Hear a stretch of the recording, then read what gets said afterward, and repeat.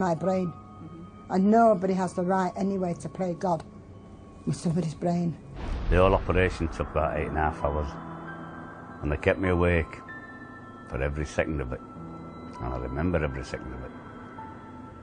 And I still remember it to this day because I have this operation every day of my life. Whether I like it or not, I have it. Les psychiatres vendent toujours les bienfaits de la lobotomie, leur rapportant 31 millions de dollars par an. Mais lorsque la réputation de la lobotomie commença à se ternir, les psychiatres remirent vite l'électrochoc sous les projecteurs. Ils l'ont renommé l'électroconvulsivothérapie et administrent des anesthésiants pour étouffer les hurlements et des agents paralysants pour éviter de voir les contorsions de douleur des patients.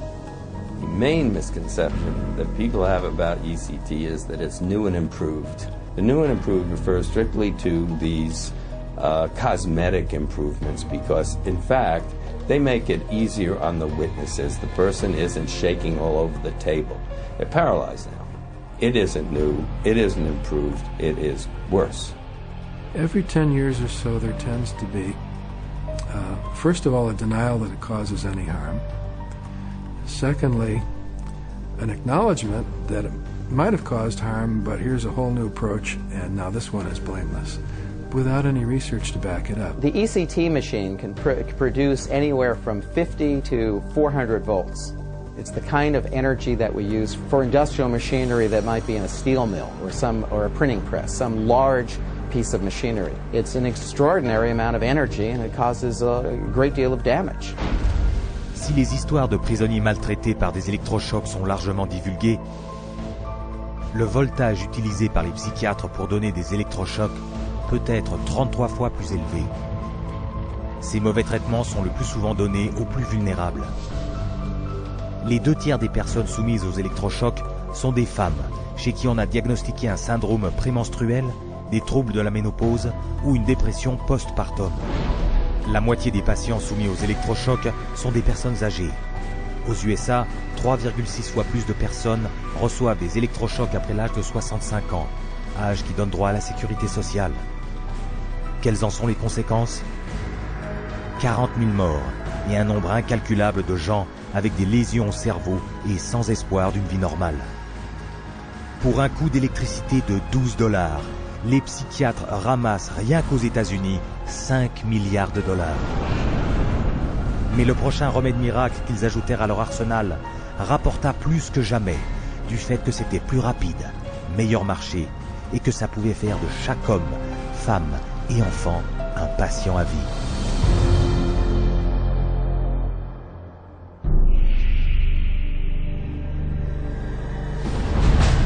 Au début des années 50, les psychiatres ont découvert leur prochain remède miracle.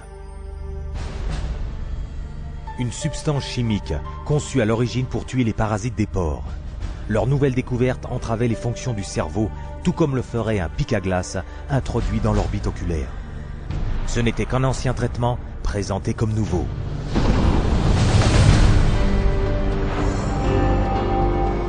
With the advent of these new tranquilizing drugs, it seems not too much to say that we're on the verge of an entirely new era in the treatment of mental illness. La baptisant lobotomie chimique, le psychiatre canadien Heinz Lehmann a décrit la thorazine comme une pilule facile à prendre et ayant les mêmes effets que la psychochirurgie, tout en étant bien plus propre. Thorazine provided psychiatry with the entry into mainstream medicine. It had its magic bullet. If I'm a psychiatrist and I have to spend an hour talking to someone in psychotherapy, there's only so much I can charge for that hour. But if I can come in, give you a pill, and send you back out in 15 minutes or 10 minutes, that's a much more efficient use of my time monetarily. Ce que les psychiatres ne disaient pas, c'est que la thorazine causait une dégénérescence nerveuse connue sous le nom de dyskinésie tardive.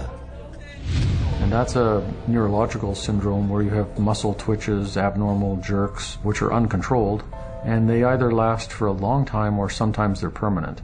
So that's very clear, very well recognized long-term or permanent brain damage from these medications. Mr. Blount has virtually no signs of his original illness now. The signs that the movements of his mouth are completely side effects of the drugs that he was on for 20 years. Mr. Blount is quite rational. He understands what's going on. And if you're patient, he can carry on a very rational conversation with you. Even when you remove the drug, it may still remain. It means you have caused a permanent disabling of the brain. In the late 50s, you get the first signs of it, people starting to worry about it. But it's not until the late 70s that psychiatrists start warning their patients about it. 20 years. Le fabricant de la Thorazine, SmithKline French, avait de bonnes raisons de camoufler les mauvaises nouvelles. Rien que la première année, il avait fait un bénéfice de 3000% sur son investissement initial. Tout en cachant au public et à la presse les graves effets secondaires des psychotropes, d'éminents médecins et psychiatres se sont réunis à Porto Rico pour établir un plan à long terme sur la propagation des psychotropes. Voici ce que le docteur Nathan Kline a écrit dans son rapport final après la conférence. The present breadth of drug use may be almost trivial when we compare it to the possible number of chemical substances that will be available for the control of selective aspects of man's life in the year 2000. Le Dr Kline était à la tête d'un mouvement qui visait à inonder le marché de nouveaux remèdes psychiatriques miracles, soutenus par une campagne publicitaire de centaines de millions de dollars. La psychiatrie était devenue une industrie de dealers. En 1970, l'Association américaine de psychiatrie était devenue financièrement si dépendante de l'industrie pharmaceutique que 30% de son budget annuel provenait d'annonces publicitaires pour des psychotropes dans ses revues officielles. So we had money flowing to trade organizations, we had money flowing to the doctors, and to their journals. Well, we all know that that is going to influence how they think. The majority of National Institute of Mental Health and National Institute of Health scientists are getting more money from drug companies on the side than their tax-based salary. Avec tant d'argent à gagner, les psychiatres n'avaient besoin que d'une théorie scientifique pour justifier leurs gains. Leur solution ? Un rapport officiel déclarant que tous les troubles mentaux provenaient d'un soi-disant déséquilibre chimique du cerveau, d'où la nécessité de psychotropes. This chemical imbalance is one of the greatest fallacies ever foisted upon patients and the public. There is no chemical test to show an imbalance related to any psychiatric disease, whether it's depression, anxiety, what have you. The chemical imbalance is for the benefit of the psychiatrist. It has to be there so that psychiatrists can treat it. Mais les théories frauduleuses du déséquilibre chimique ne pouvaient cacher l'évidence des effets terrifiants des psychotropes comme l'acathysie. Akathisia is like an extreme inner nervous agitation. People describe it as wanting to crawl out of their own skins. And this happens with great frequency, and it is absolutely, totally well understood to be associated with suicide and violence and homicide. En 1991, après des années de rapports sur les effets secondaires, sur les cas de violence, d'automutilation et de mort, des experts de la santé, des législateurs et le public ont finalement forcé la FDA à exiger une enquête. I know with absolute certainty that if Charles had any idea of the side effects of Prozac, he would never have taken it. I had two sons, David Lee, age 8, Billy 16. The wife 20 years all gone. I'll tell you why. After being on Prozac for 21 days, my wife shot and killed both of these two boys right here. She turned the gun to herself and shot herself twice. I took the 9mm automatic, sat down on the bed and put the gun to my head. And I blew a 4-inch hole out the back of my arm instead of my head. Thank God I was a lousy shot. Had someone looked further into Prozac, steps could have been taken to avoid it. La commission d'enquête supposée être impartiale était formée par un groupe de psychiatres dont la majorité recevait un soutien financier des sociétés pharmaceutiques. They basically couldn't find an expert, a doctor, a psychiatrist, at a leading medical school who basically in some way or another didn't have a consulting agreement, hadn't taken money from the pharmaceutical companies. I do not find from the evidence today that there is credible evidence to support a conclusion that antidepressant drugs cause the emergence and or the intensification of suicidality and or other violent behaviors. 500 deaths, 33 murder cases, and over 20,000 adverse side effects. Would you like to tell me why this drug is still on the market?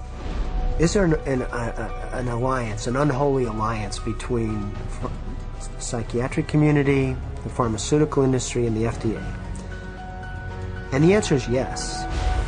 Cette alliance immorale est apparue au grand jour en 1997, lorsque les sociétés pharmaceutiques ont obtenu de la FDA le droit de faire leur publicité auprès du public.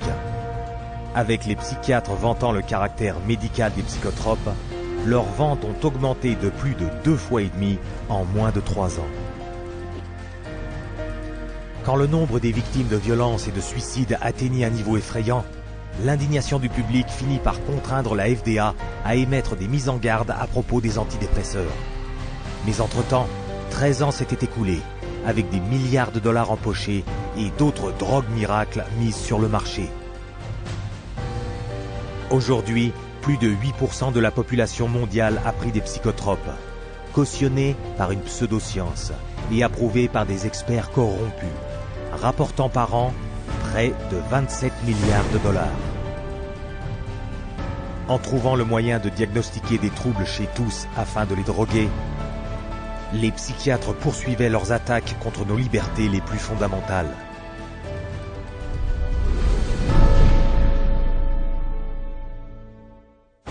Les psychiatres réclament le droit absolu de décider de ce qui convient le mieux aux soi-disant malades mentaux.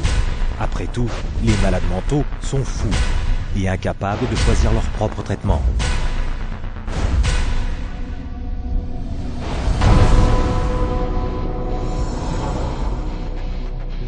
Pour imposer leur pouvoir sur les autres et garantir que le taux d'occupation de leurs établissements est rentable, les psychiatres utilisent l'internement d'office.